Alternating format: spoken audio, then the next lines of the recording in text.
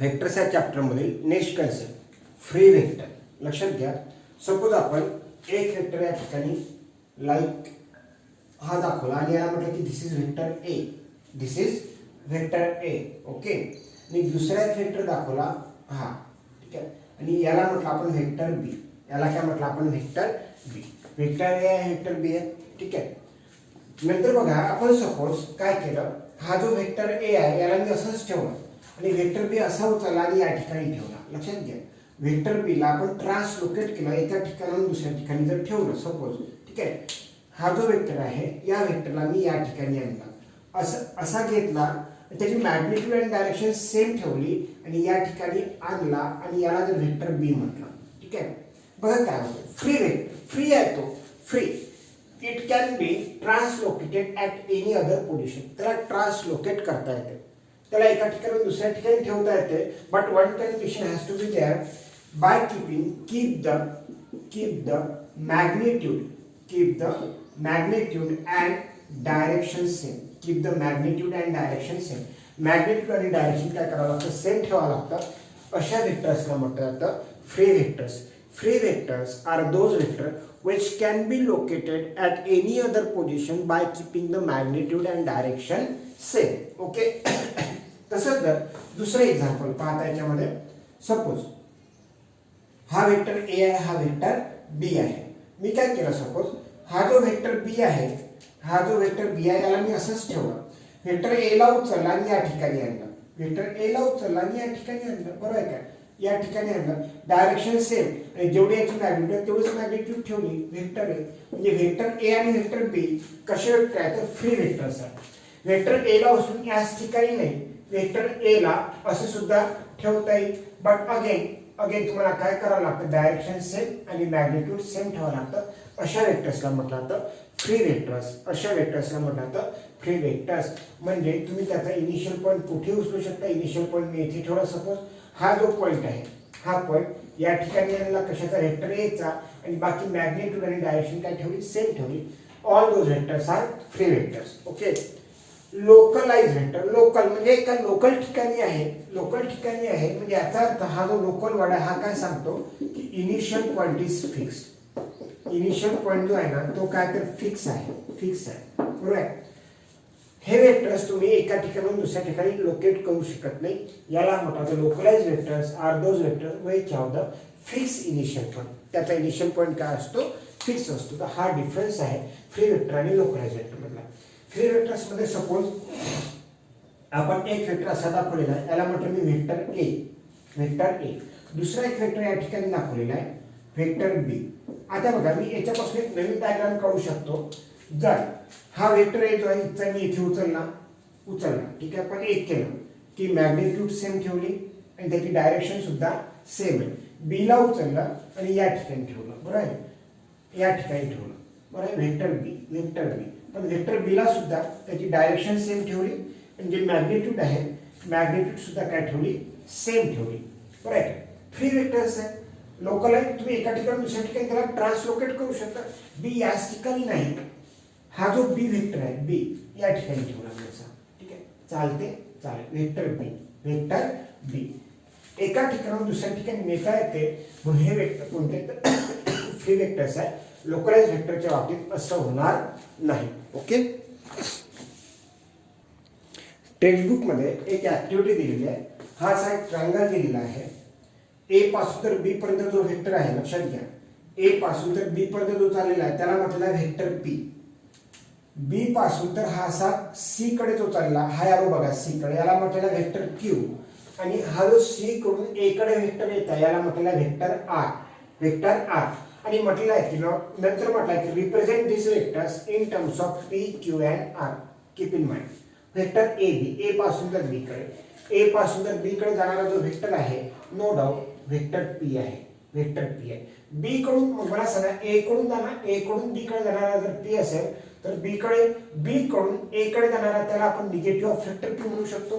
कारण की काय झालं, A to B, B to A, magnitude तर सेम आहे पण डायरेक्शन अपोजिट आहे, डायरेक्शन अपोजिट आहे. जर ए बी ला तुम्ही व्हेक्टर पी म्हणता तर बी ए ला व्हेक्टर जो बी ए आहे त्याला तुम्ही निगेटिव्ह ऑफ व्हेक्टर पी म्हणू शकता. बी सी B2C डायरेक्शन, ठीक आहे, याला रिप्रेझेंट केलेलं आहे क्यूने. तुम्हाला सांगा BC ला क्यू नाही तर CB ला निगेटिव्ह ऑफ क्यू, बरोबर आहे. C पासून तर A पर्यंत, C to A काय दाखवलेलं आहे R, तर A to C काय झाला पाहिजे, निगेटिव्ह ऑफ वेक्टर R. तर ही आहे ऍक्टिव्हिटी फर्स्ट जे टेक्स्ट बुक मध्ये दिलेली आहे. Yes, it is about the representation of vector. Next concept जो आता आपल्याला पाहायचा आहे that is the scalar multiplication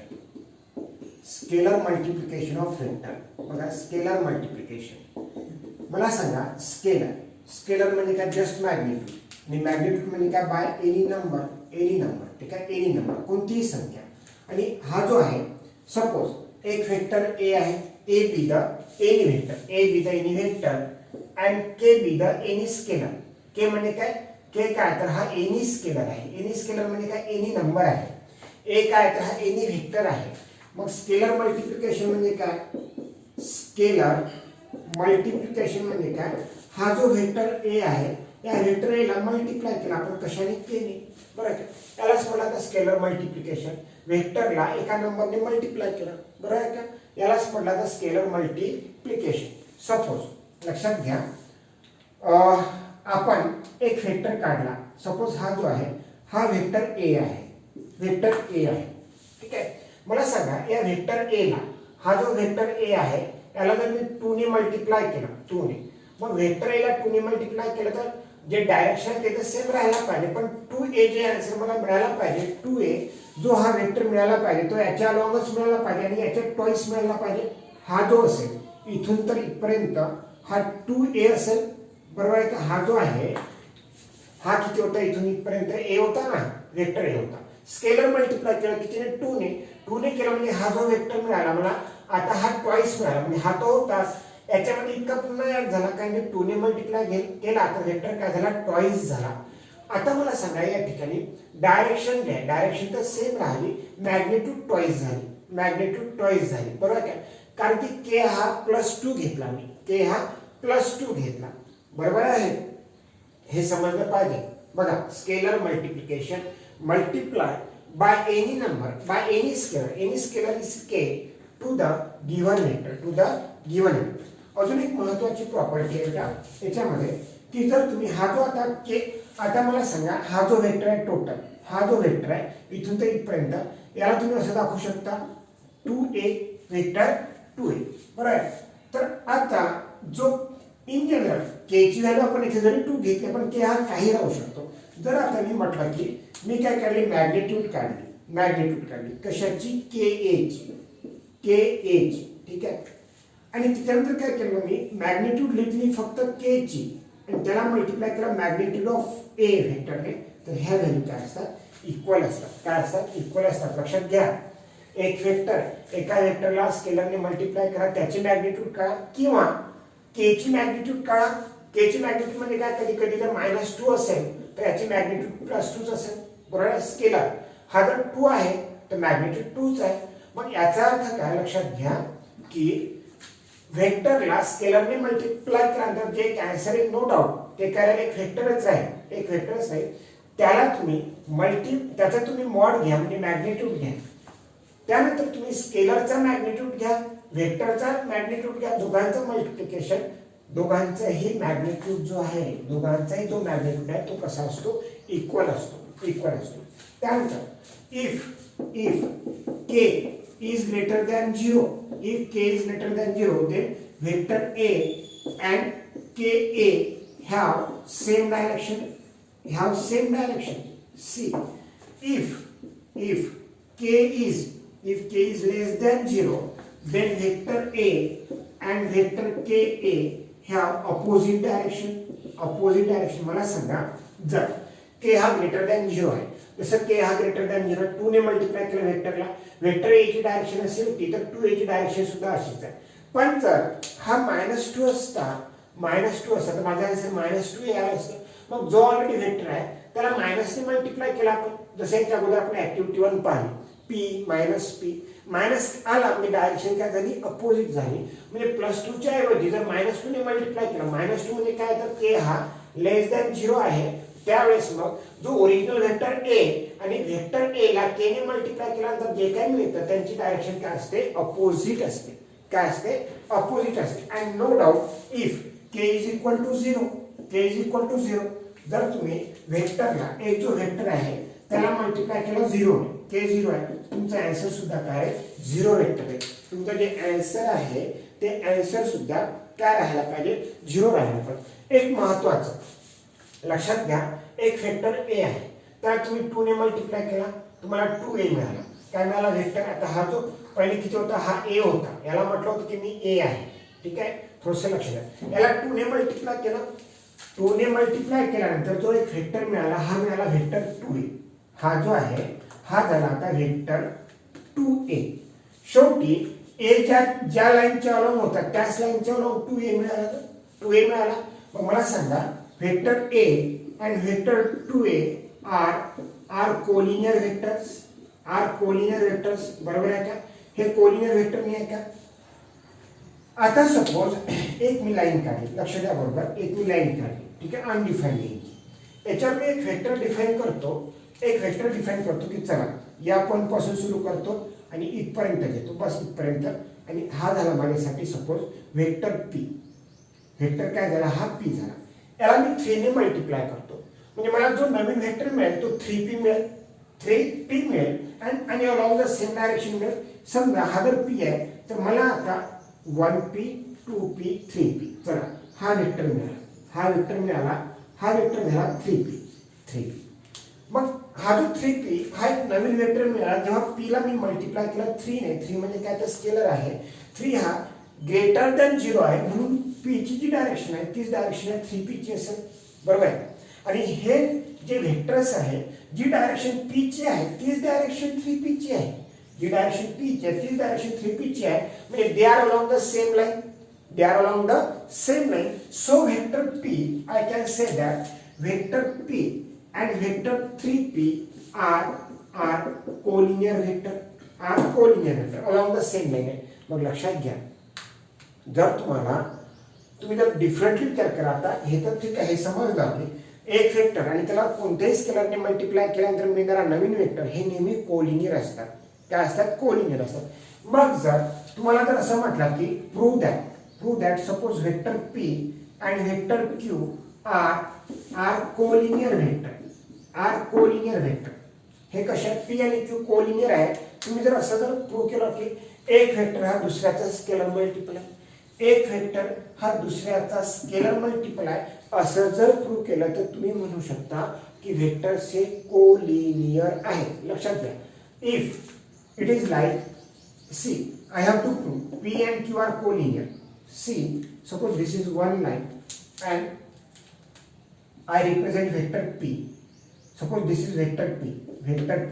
हा काय, तर वेक्टर p आहे. ठीक आहे, एका पॉइंट पासून तर इथपर्यंतचा जो वेक्टर आहे हा वेक्टर p आहे. आता सपोज मी वेक्टर q ला मी लिहू शकलो वेक्टर 3p. म्हणजे q ला मी 3p च्या टर्म्स मध्ये जर लिहिता आलं, मला लिहिता आलं, बघा. मग इथून सुरू झाला, p तर दाखवला मी, आणि हा 3p आहे, हा 3p आहे, म्हणजे p तर फक्त p ला मल्टिप्लिकेशन मध्ये 3 आला, हा सपोज झाला 3p, हा झाला वेक्टर 3p. आणि 3p म्हणजे काय, तर वेक्टर q आहे. मग मला सांगा, हा तर वेक्टर p आहेच आहे, पण तुम्ही काय केलं या ठिकाणी, q ला रिप्रेझेंट केलं की q हा जो वेक्टर p आहे ना, त्याच्यात थ्राईस आहे सिम्पली. म्हणजे वेक्टर p जर या डायरेक्शनने चालला आहे तर q या डायरेक्शनने चालला आहे, फक्त p च्या काय तर थ्राईस आहे. तर तुम्ही नक्कीच म्हणू शकता vector p and vector q are collinear. तुम्हाला एक पुन्हा मी वाक्य रिपीट करून सांगतो की जर तुम्हाला म्हटलं की prove that 2 vectors are collinear, तर सिम्पली तुम्हाला एक वेक्टर हा दुसऱ्याचा स्केलर मल्टिपल लिहिता आला पाहिजे. एक वेक्टर हा दुसऱ्याचा scalar multiple. If you can represent any vector as a scalar multiple of another vector, then you can say that these two vectors are collinear. If you read it like a vector a is equal to -4 of vector b, and someone asks you whether vectors a and b are collinear, my answer must be yes, because vector A is represented as -4 times vector B. Vector A शेवटी काय -4 हा एक स्केलरच आहे ना, नंबरच आहे. फक्त एक आहे की हा जो ए आणि बी असेल ना याची डायरेक्शन अपोजिट असेल, ते अलॉंग द सेम लाईन असेल. एक जर टुवर्ड्स राईट जात असेल तर दुसरा टुवर्ड्स लेफ्ट जात असेल.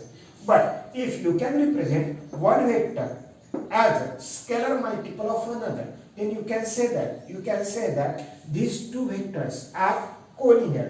If you read like vector 3 vector q is equal to vector r, and someone asks you whether vector q and r are collinear, my answer must be yes, because one vector is represented as a scalar multiple of other vector. other एक r आहे एक q आहे. One vector एका वेक्टरला represent करण्यात आलं, दुसऱ्या वेक्टरला मल्टिप्लिकेशन मध्ये scalar. If one vector is represented as a scalar multiple of another, then you can say that these vectors are collinear. तसे आपण हा जो वेक्टर p आहे याला 3 ने मल्टिप्लाय केल्याने 3p मिळाला. वेक्टर p तर आला चला याच्यामध्ये, म्हणजे या p ची जी डायरेक्शन ती या p ची तर आहेच आहे, फक्त याला मल्टिप्लिकेशन मध्ये हा 3 टाइम्स आला. काय आला? 3 टाइम्स आला. बरोबर आहे.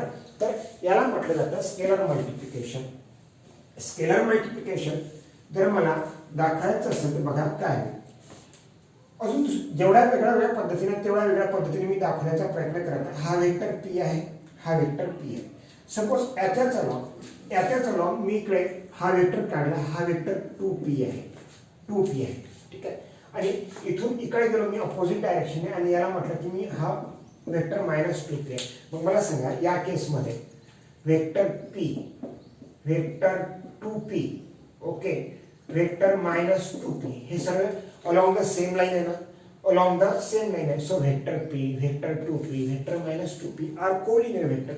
Suppose हा जो vector 2p आहे, वेक्टर 2p ला मी वेक्टर r म्हटलं आणि वेक्टर -2p ला मी वेक्टर s म्हटलं. मग काय म्हणू शकता तुम्ही? Vector p, vector r and vector s are collinear because vector r is represented as a scalar multiple of vector p. Vector r ज्याला r म्हटलं तो p च्या ट्वाइस आहे. R is a scalar multiple of vector p, so R and p are collinear. Vector s is represented as a scalar multiple of p, so s and p are collinear. So vector p, vector r and s are collinear along the same line. हा concept आहे. दुसऱ्या पद्धतीनं तुम्हाला जर म्हटलं की if vectors ab and vector cd are collinear. हे collinear आहे म्हणजे सिंपली तुम्ही म्हणायला पाहिजे की one vector can be represented as a scalar multiple of other. तुम्ही म्हणू शकता वेक्टर ab, वेक्टर cd, फक्त काय करायचं येथे एक स्केलर मल्टिपल घ्यायचा. स्केलर मल्टिपल सपोज तो स्केलर मल्टिपल तुम्ही t घेतला. स्केलर मल्टिपल काय घेतला? t घेतला. हा वेक्टर ab दाखवला, हा वेक्टर cd दाखवला. तुम्हाला काय म्हटलं की हे वेक्टर कोलिनियर आहे ना? कोलिनियर आहे म्हणजे नक्कीच एक वेक्टर हा दुसऱ्या वेक्टरचा स्केलर मल्टिपल आहे. ab is equal to t काय झाला? एनी स्केलर, जसे की k घेतला होता मी. असंच नाही तर तुम्ही और असे दाखवू शकता. Vector cd is equal to इकडे हा वेक्टर ab आणि याला मल्टिप्लिकेशन मध्ये काय तर हा t. One vector is represented as a scalar multiple of other. One vector is represented as a scalar multiple of other. AB and CD are collinear. CD and AB are collinear. समजला? Collinear वेक्टरला vector parallel असते, vector parallelly असू शकतात. लक्षात घ्या कोलिनियरच्या definition मध्ये if the vectors lie along the same line or if the vectors are parallel. तुम्ही असं तर म्हणू शकता की AB हा CD च्या t टाइम्स आहे. 3 t टाइम्स तो 3 असेल, 4 असेल, -3 असेल. तर AB आणि जे CD आहे लक्षात घ्या AB आणि CD हे अलॉंग द सेम लाईन आहेच आहे. तुम्ही याला पॅरलली म्हणू शकता कारण की कोलिनियर वेक्टरच्या डेफिनेशन मध्ये वेक्टर जर एकमेकांना पॅरलल असेल तरी सुद्धा तुम्ही त्याला कोलिनियर वेक्टर म्हणू शकता. This is the concept of scalar multiplication and collinear vectors. याच्यावर भरपूर सारे प्रॉब्लेम तुम्हाला पुढे सॉल्व्ह करायचे आहे.